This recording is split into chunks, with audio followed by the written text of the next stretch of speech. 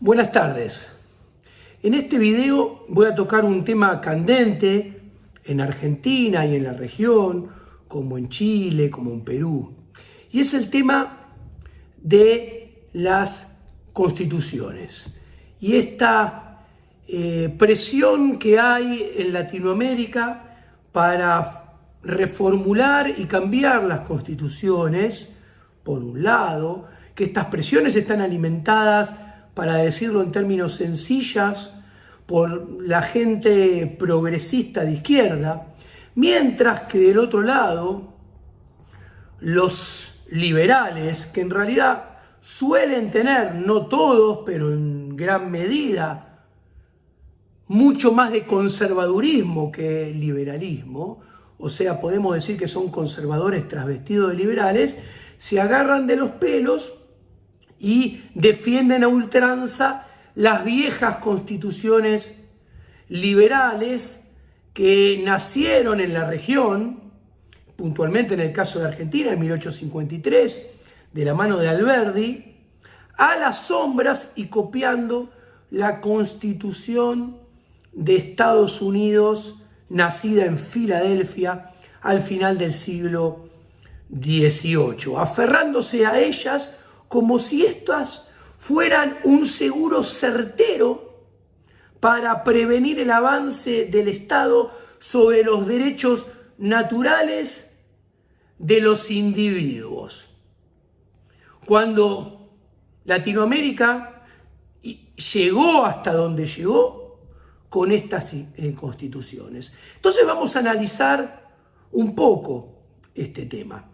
Primero y antes que nada, lo que tenemos que decir es que estas constituciones nacieron con buenas intenciones.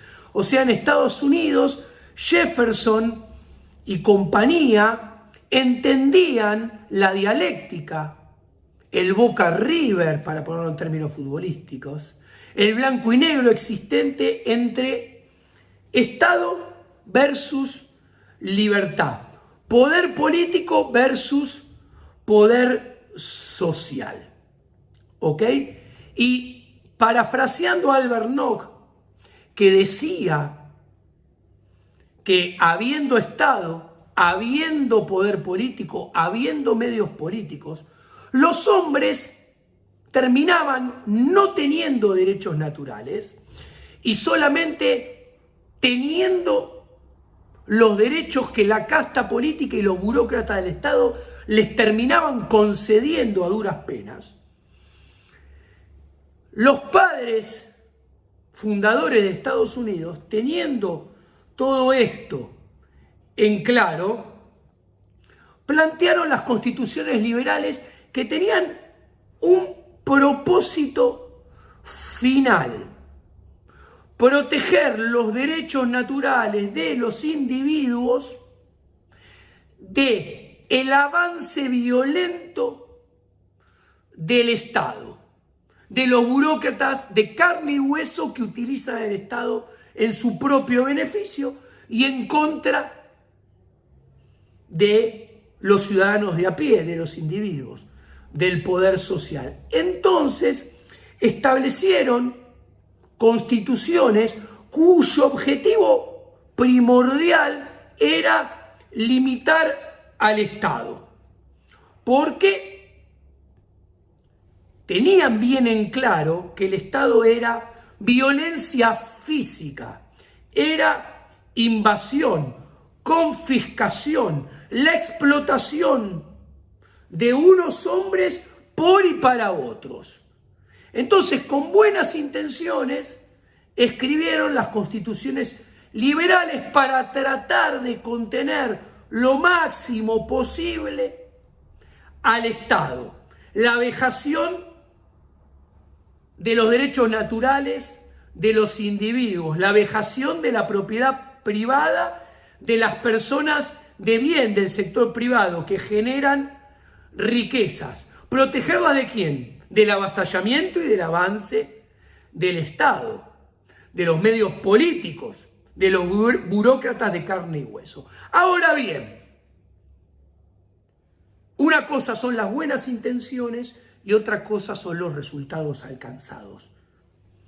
La pregunta es, ¿lograron su objetivo, este objetivo primordial, las constituciones liberales?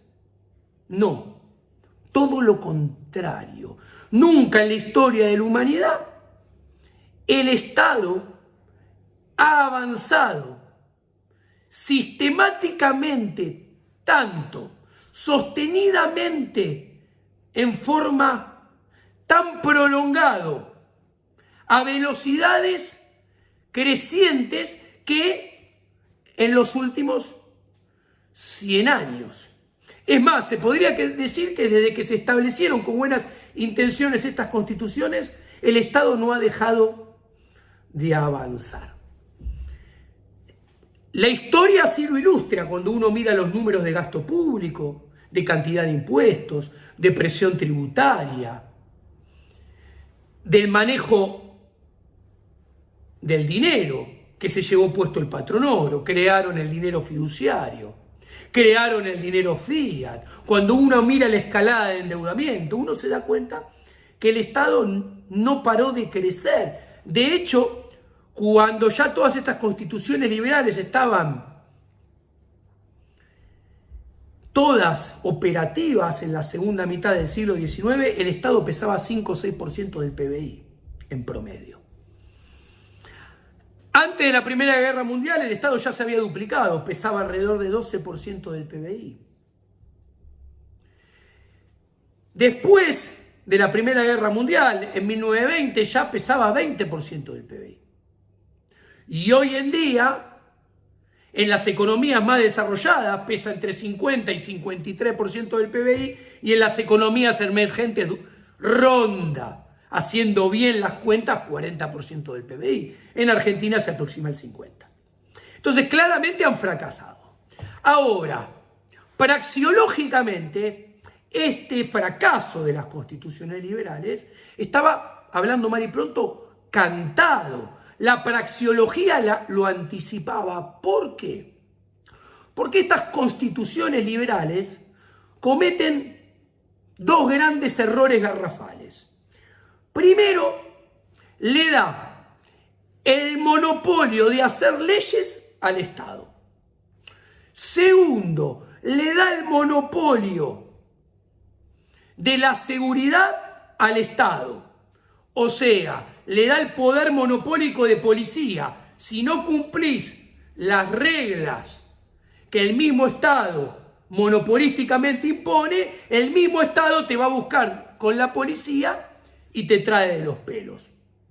Como si fuera poco, en tercer lugar, también le da el monopolio de la administración de justicia.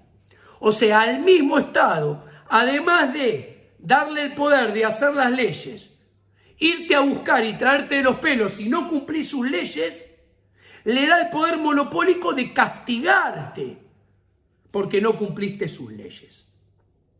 Y como si todo esto fuera poco, estas mismas constituciones liberales cometen un cuarto error garrafal. ¿Cuál es el cuarto error garrafal? El cuarto error garrafal no es otro que hacer al Estado juez y parte de su propio accionar. Estas constituciones liberales le dan al Estado el poder de dictaminar si el propio Estado avanzó de más sobre los derechos naturales de los seres humanos, sobre la propiedad privada, sobre su libertad.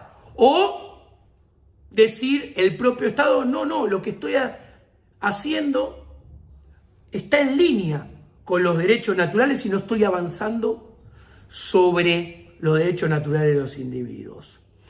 ¿Por qué? Porque las Cortes Supremas de Justicia son las que dictaminan si el Estado comete o toma medidas o hace leyes anticonstitucionales, o por el contrario son las que terminan dirimiendo si las leyes respetan las constituciones. Ahora bien, ¿quiénes son esos jueces de la Corte Suprema como todo el resto de los jueces? Son burócratas de carne y hueso. son burócratas del Estado, que cómo se eligen, más allá de pequeñas diferencias que puede haber entre países, como en el caso de Argentina con la reforma del 94 y el Consejo de la Magistratura. El Poder Ejecutivo propone jueces que son nombrados por el Poder Legislativo. Pongamos un ejemplo, hace falta nombrar 10 jueces y hay un partido negro y un partido blanco. El partido negro tiene 6 legisladores y el partido blanco tiene 4 legisladores. ¿Qué se hacen?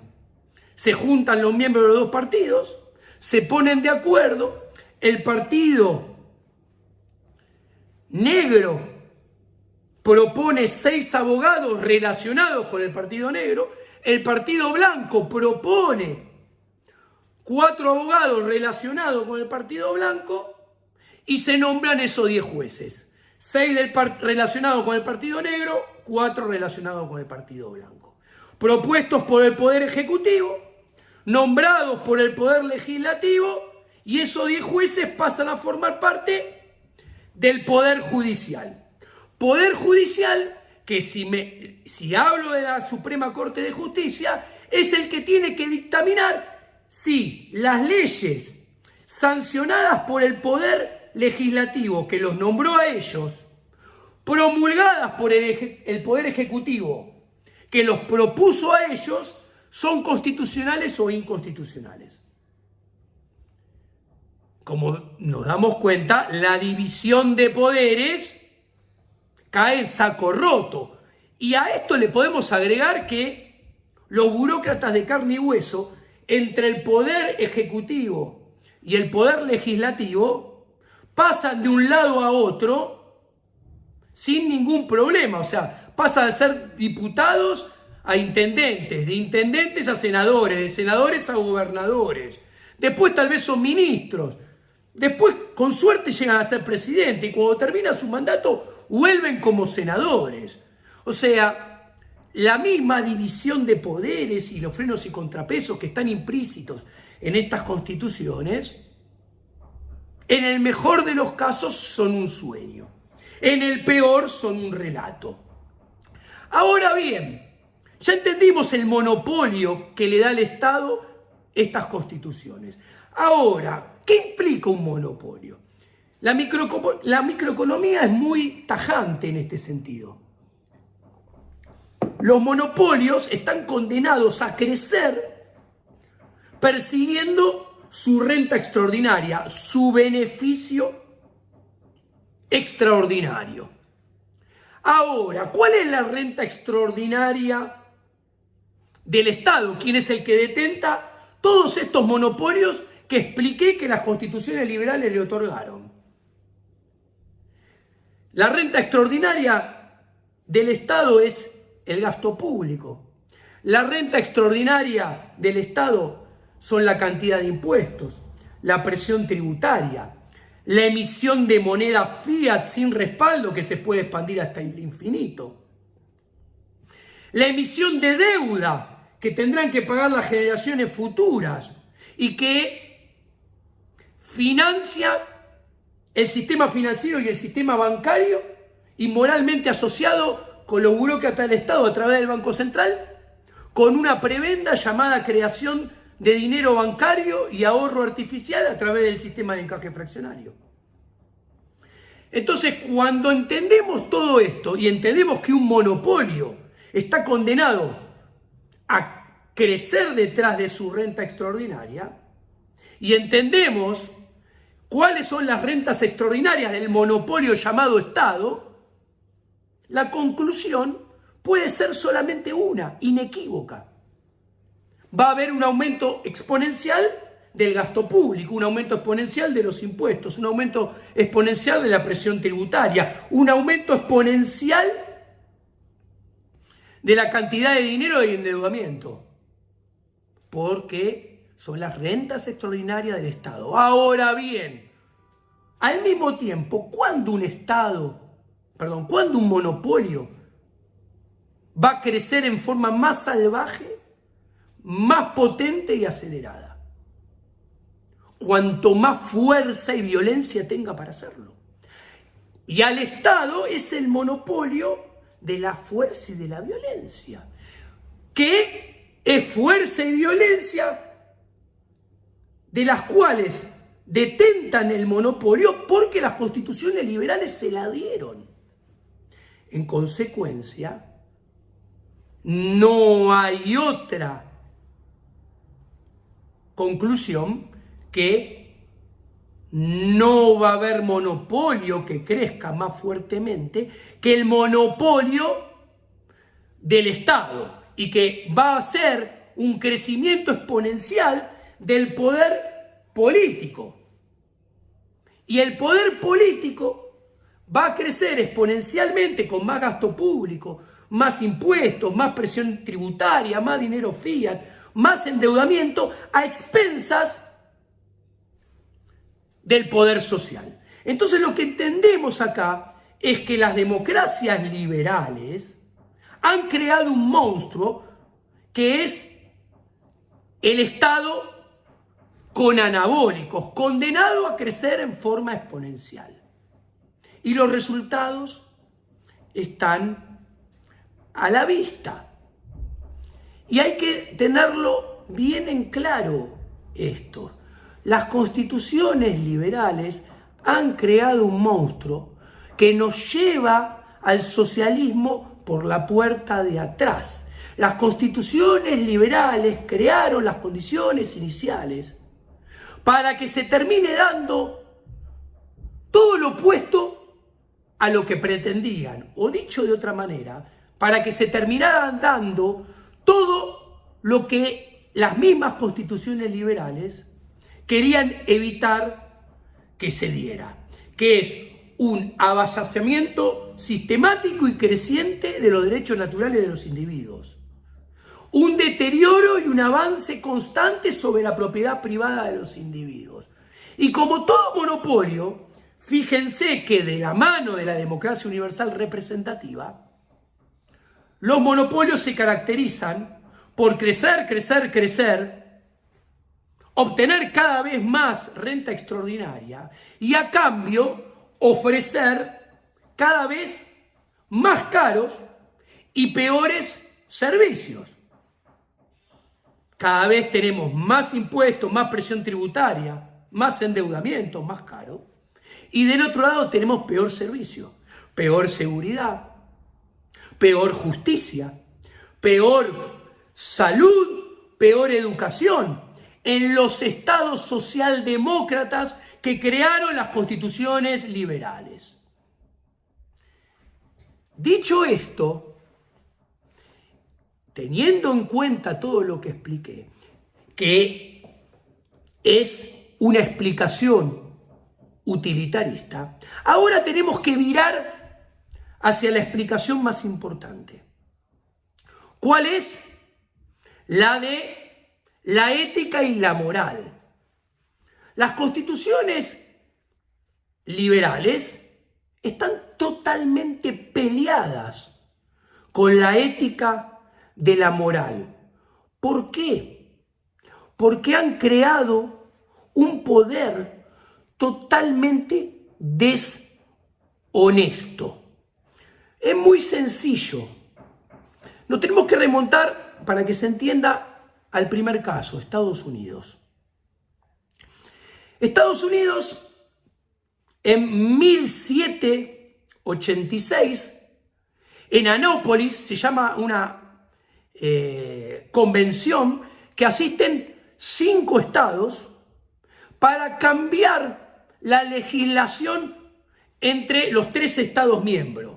Hay representantes solamente de 5 que simplemente querían cambiar las normas positivas de aquel momento para que fluyera mejor el comercio entre los 3 estados. Eso después deriva en 1787 a la reunión en Filadelfia, donde asisten 12 de los 3 estados. El único que queda al margen es Rhode Island. ¿Qué sucede acá? Acá tenemos un grupo de individuos un pequeño grupo de individuos que, como dice el preámbulo de la Constitución americana, nosotros, el pueblo de Estados Unidos de Norteamérica, o sea, peor que el preámbulo de la Constitución argentina, que dice nosotros los representantes del pueblo argentino, ellos se arrogan ser el representante de toda la gente, de todos los ciudadanos. Y el problema es que la única manera de que se firme un contrato que esté en línea con la ética de la libertad es que todo el mundo, libremente y por propia voluntad, firme el consentimiento al contrato. O sea, tendrían que haber ido cada uno de los ciudadanos a firmar el consentimiento de ese contrato que era la Constitución. Obviamente, esto no se hizo. ¿Ok? Ahora bien, arrogantemente, cuando hay una convención constituyente, hay dos pseudo justificaciones que los convencionales esgrimen en su favor. La primera que dicen es que nos votaron. El voto tampoco tiene consentimiento. La otra que dicen es, bueno, estamos por cuenta y orden de los ciudadanos que pagan impuestos, y al pagar impuestos ellos están brindando el consentimiento al funcionamiento de este sistema político, social y económico. Los impuestos no son voluntarios. O sea, tampoco hay un contrato. Mucho menos el voto es un contrato de una convención constituyente como la Constitución del 94 que tenemos. ¿Por qué? Porque un contrato de representación es un contrato que lo firman dos partes, el representado y el representante. El representado y el representante, ambas partes entran en libertad voluntariamente y de común acuerdo al contrato. Los dos explicitan su conformidad firmando el contrato. Y en el contrato se establecen para ambas partes derechos y obligaciones.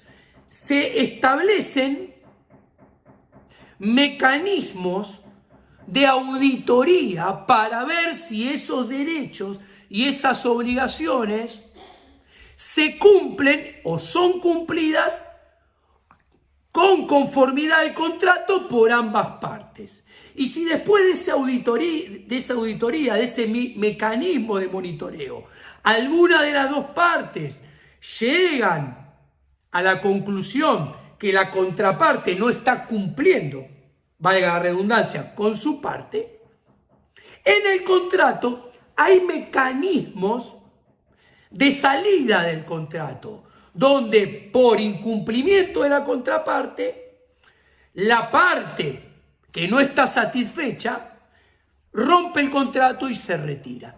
¿Ok? Obviamente, el voto para una convención donde se hace una constitución, en Argentina es un voto obligatorio, o sea, no es algo voluntario, no es algo que se hace bajo estricta libertad. Por lo tanto, está viciado de nulidad, porque un contrato es solamente válido si es voluntario, o sea, si no es firmado a punta de pistola. Y acá el voto es a punta de pistola, el voto es obligatorio en Argentina. Y si no es obligatorio, te obligan a pagar una multa, o sea, se revela que es obligatorio. Ahora, además el voto es secreto, o sea, yo no revelo mi consentimiento. Entonces, acá está lo que explica Spooner. La Constitución no tiene consentimiento porque yo no le pongo el nombre, no firmo. Entonces no hay contrato de representación. Los que firman la Constitución no son representantes del pueblo. ¿Y qué sucede? Al no ser representantes del pueblo, no están confeccionando un contrato, la Constitución, con el visto bueno del pueblo. No tiene el consentimiento del pueblo. Ergo, esa Constitución no tiene autoridad sobre el pueblo.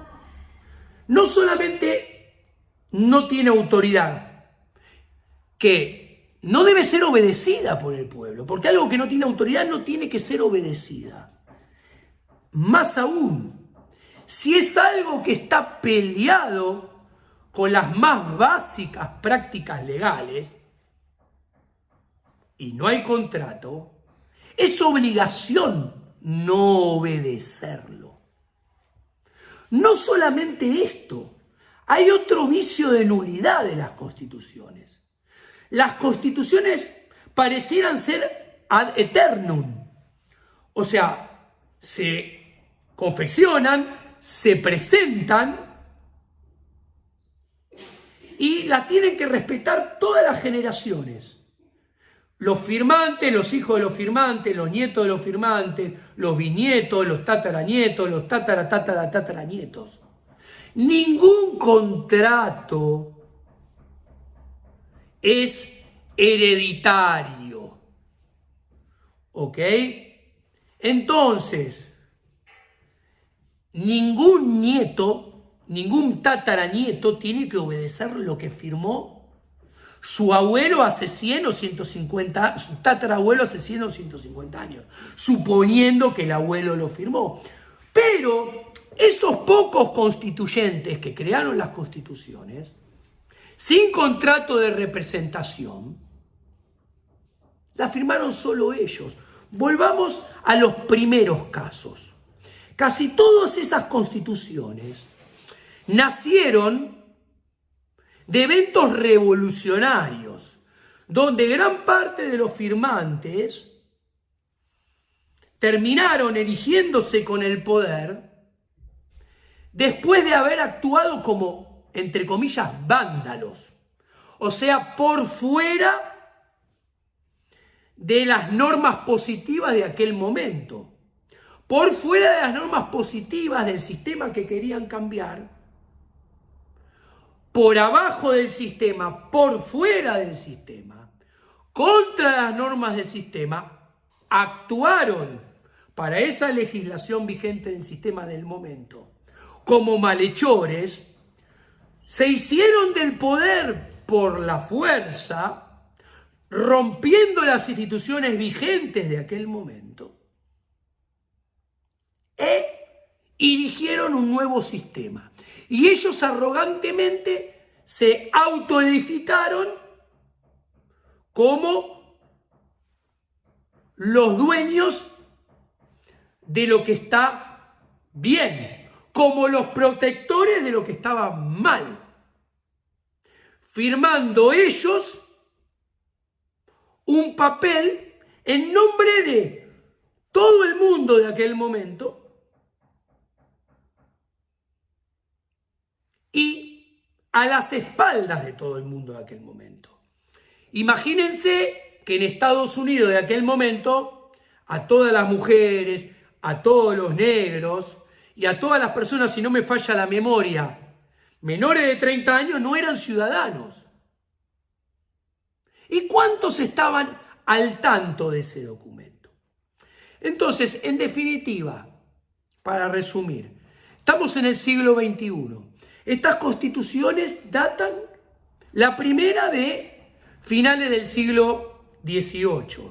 La mayoría fueron confeccionadas a lo largo del siglo XIX, modificadas con el mismo espíritu a lo largo del siglo XX. Y desde un análisis utilitarista nos trajeron al borde del socialismo siglo XXI en Latinoamérica. Está más que claro que las constituciones liberales no han servido para evitar el deterioro del poder social frente al avance del poder político, del Estado y del socialismo. Y no pudieron prevenir la vejación de los derechos naturales del hombre y de la propiedad privada. Desde un plano ético, filosófico y moral, las constituciones liberales rompen todos los preceptos básicos del derecho y del derecho natural. No son justas porque no están alineadas con el derecho natural. Son injustas. ¿Por qué? Porque son derecho positivo escritos de puño y letra por burócratas del Estado arrogantes que tuvieron buenas intenciones en el origen, pero que cometieron graves errores que nos condujeron hasta donde estamos hoy en día. Entonces, señores, no nos rajemos las vestiduras. El problema de fondo es que, como resultado de la educación estatal obligatoria, la gente cree en la educación institucional formal en la cual los estados determinan los programas de estudio, adoctrinándonos en la religión del Estado y de las políticas públicas y los burócratas del Estado de carne y hueso. Hasta que no nos empecemos a dar vuelta y a comprender que eso es el origen del problema e intelectualmente no nos empecemos a desescolarizar de la educación estatal obligatoria, el camino está perdido.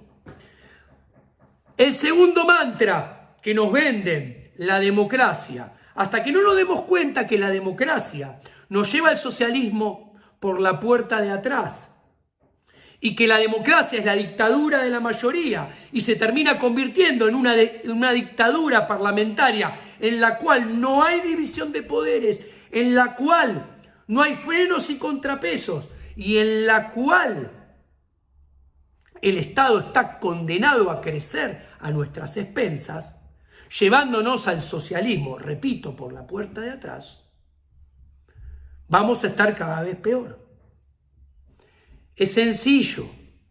La alternativa a la democracia, que es la dictadura de la mayoría y se convierte en una dictadura parlamentaria, no es ni la monarquía ni otras formas que hemos tenido de gobiernos en el pasado y tristemente acá en Latinoamérica, dictaduras.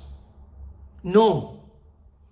La alternativa es que nosotros decidamos por nosotros mismos todo, que todas las decisiones importantes de nuestra organización, como sociedad, como sistema político, social y económico, emerjan primero y antes que nada del individuo, que se organice libremente en anarquía, organizado a través de medios económicos. Y para que eso sea posible, hay que desarmar los estados-nación, hay que sesionar, hay que volver a pequeñas y muy reducidas administraciones.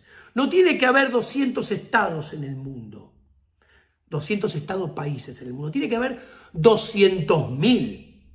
Y para desarmar estos 200 estados-países y que pueda haber 200.000, por poner un número arbitrario, pero de ahí para arriba, hay que desarmar estas constituciones y hay que dejar de confiar en un papel escrito y mucho menos en un papel escrito que nos venden que es pseudo liberal, pero en realidad es conservador y crea el peor monopolio de la historia de la humanidad, que es el monopolio del Estado en la seguridad y en la justicia y en la determinación de su propio accionar. Por favor, dejemos de creer en un papel que no nos ha dado ninguna protección ni ninguna solución.